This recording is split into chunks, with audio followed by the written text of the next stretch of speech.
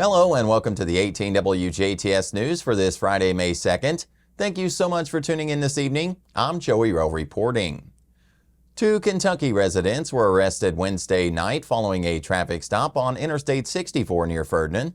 At around 8:10 p.m., Trooper Andrew Recker pulled over a Chevrolet Camaro for speeding. During the stop, he noticed signs of possible criminal activity and called in a K-9 unit. Trooper Jacob Lauer and K-9 Barker responded. The dog alerted to the presence of drugs, leading to the search of the vehicle. Officers found suspected methamphetamine, marijuana, hypodermic needles, legend drugs, and drug paraphernalia. William Byerly of Dawson Springs and Amy Peak of Marion, Kentucky were taken to the Spencer County Jail on multiple drug-related charges. To see a full list of charges, you can visit our website. On Wednesday, April 30th, Indiana State Police Trooper Leah Schnell responded to a single vehicle crash in Orange County near Paoli. Upon arrival, officers found that the driver had left the scene. Investigators traced the vehicle's registration to a nearby residence where they located the registered owner, 41-year-old Chad Tate of Paoli. After speaking with him, officers determined that Tate was the driver involved in the crash and observed visible signs of impairment. Tate was transported to IU Health Hospital in Paoli for a chemical test and medical clearance before being taken into custody. He was booked into the Orange County Jail where he is being held on bond.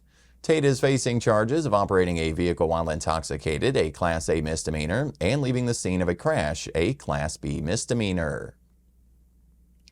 The Spencer County Sheriff's Office is warning residents about a phone scam involving callers pretending to be from the department.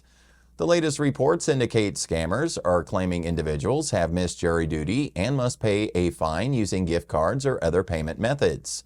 Officials emphasize that the Sheriff's Office will never call to demand payment over the phone and will never request payment through gift cards, wire transfers, or mobile apps.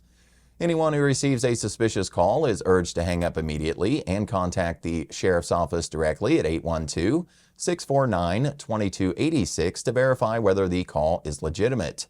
Authorities are asking the public to stay alert and help spread the word to prevent others from becoming victims.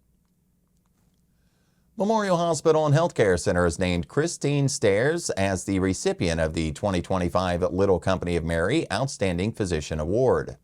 This distinguished honor is presented annually to a physician who exemplifies the hospital's mission statement and core values through exceptional job performance and compassionate care. Dr. Stairs was selected from a group of nominees, each recognized for their dedication to quality patient care and service.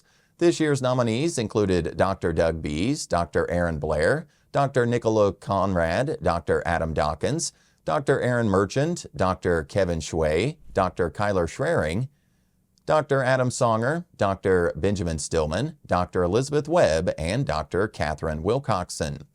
The hospital extended congratulations to all nominees for their exemplary contributions to healthcare and their ongoing commitment to Memorial's mission. A section of old U.S. Highway 50 in Daviess County is set to close to through traffic starting Wednesday, May 7th, as crews begin work on a bridge rehabilitation project. The closure will affect the stretch between County Road 200 West and County Road 300 West. Construction is scheduled to continue through Monday, July 28th, with all work dependent on weather conditions. During this time, through traffic will be detoured along US 50, US 150, and State Road 57. Local access will be maintained throughout the project, ensuring residents and property owners along the closed section can still reach their driveways. Motorists are urged to plan ahead for potential delays, use alternate routes, and drive cautiously near the work zone.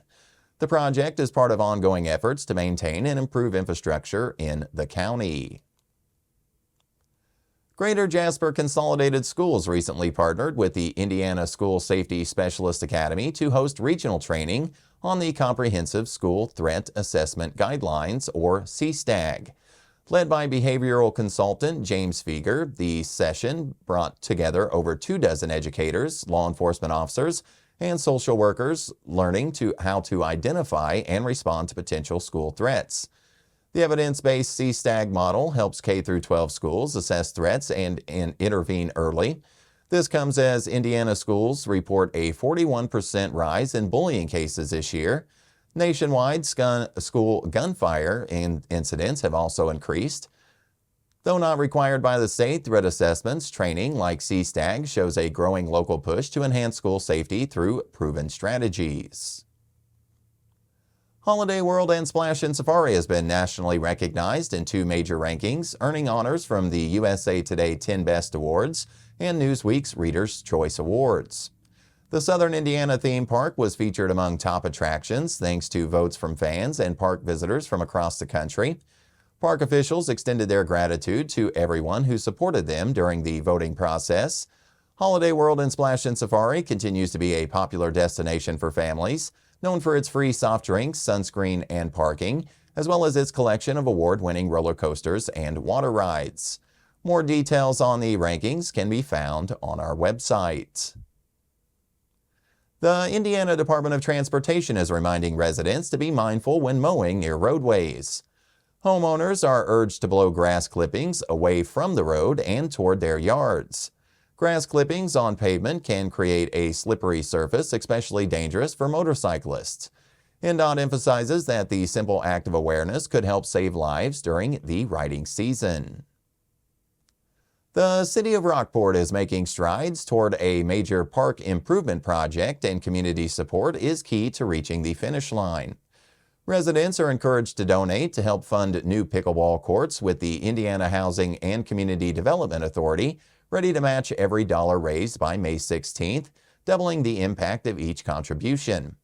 Donating is easy through the project website at patronicity.com/Rockport_pickleball_courts. Every donation brings the city closer to revitalizing community spaces, with updates in the works for the playground, community center, shelter houses, ball fields, and more. This effort is part of Rockport's ongoing commitment to enhancing recreational spaces and providing new opportunities for residents and visitors alike. Supporters are invited to pitch in and help the city meet its goal before the deadline. For more information or to donate, you can visit the project page and click on the orange Contribute button, and you can also find those links on our website. The Martin County Alliance for Economic Growth and Community Action, leading Lagodi, has been chosen to take part in the 2025 IU Rural Placemaking Studio Project. This initiative partners Indiana University students and faculty with rural communities to improve public spaces through creative art and design efforts. As part of the collaboration, the Martin County Alliance will build on last year's partnership with IU by developing new business signage for Main Street in Shoals. Community Action, leading Lagodi, will work on creating interpretive signs for the town's 7 historic Mesker facade buildings, laying the groundwork for a future walking and driving tour highlighting the area's distinctive 19th and early 20th century architecture. Indiana Governor Mike Braun has criticized Lieutenant Governor Mika Beckwith for saying last week that U.S. Constitution's 3/5 compromise was a great move. Braun said he definitely wouldn't have used that characterization, and he didn't like it. Beckwith's comments were ripped by civil rights activists and historians. The 3/5 compromise was enacted in 1787, saying every 5 enslaved people would count as 3 free people in the purpose of determining congressional representation. Health and Human Services Secretary Robert Kennedy Jr. is backing plans to end a federal Narcan distribution program. The widespread distribution of the overdose reversal drug is credited with a 24% decline in fatal overdoses nationwide. Kennedy spoke at the Illicit Drug Summit in Nashville, where he reflected on overcoming his heroin addiction, emphasizing the importance of community and treatment options. However, the Trump administration's draft budget calls for major cuts to addiction programs, plus termination of the Narcan program. And that's your Friday news here on 18 WJTS. We'll be back with a check of your weather forecast right after this.